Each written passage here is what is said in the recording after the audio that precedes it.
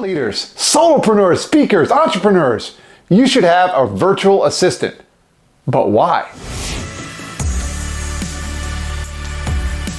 I'm Bob DePasquale from Initiate Impact Virtual Family Offices, and today we're going to talk a little bit about the importance of a virtual assistant in a scaling thought leadership and solopreneur business. Well, I suppose that once you hire a virtual assistant, you're no longer a solopreneur, are you?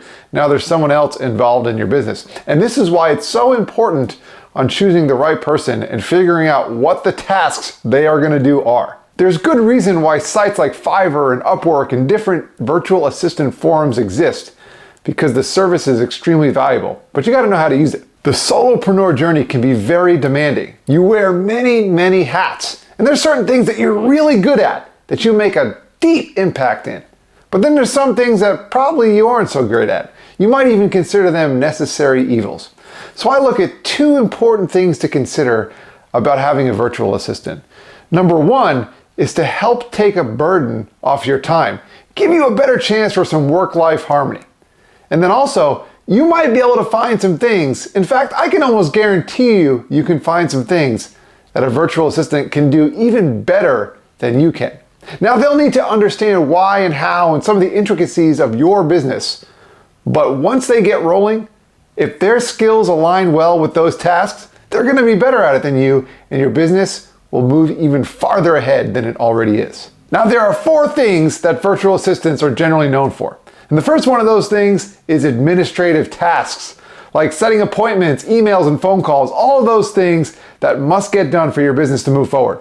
And this can also be related to the second thing I'd like to talk about, and that is customer support. This can be more detailed and specific in helping customers solve issues that they have with you and your business. Then there's research. Now, you may love doing research, but it can be very time consuming. So if you could imagine giving your virtual assistant some direction and then them doing some of the research for you and really giving you a head start there. And then finally, the fourth thing, social media management.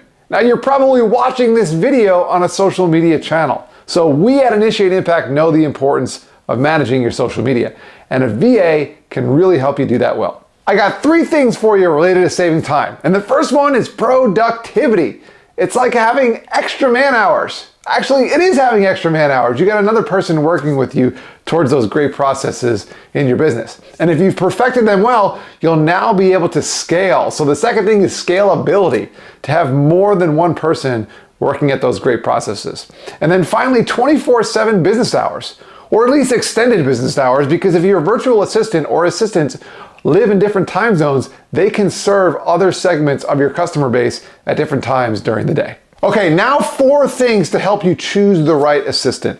The first one is defining your needs. Know exactly what it is that you want them to do. Now, those things could change and there's going to be nuance, but the more prepared you are and the more you know about what you need them to do, the easier it will be to actually choose the right person. Number two, review their experience and expertise.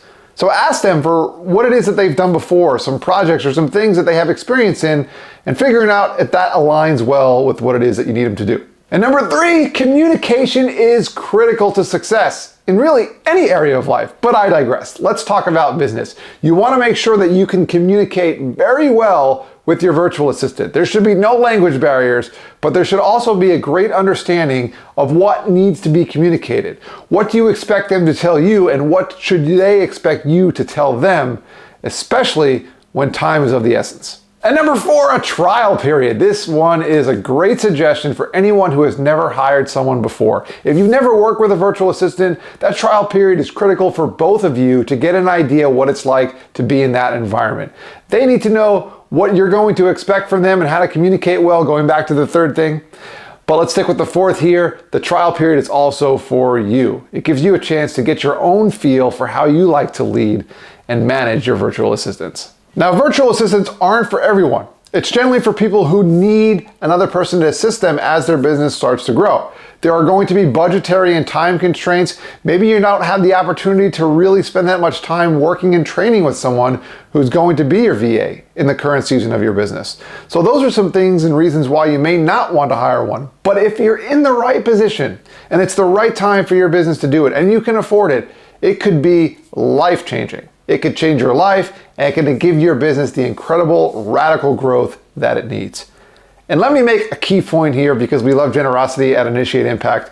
You want to make sure that you are generous to the people that work for you. So if you do hire a virtual assistant, make sure you treat them really, really well. I'm Bob DePasquale from Initiate Impact Virtual Family Offices, wishing you a generous rest of your week.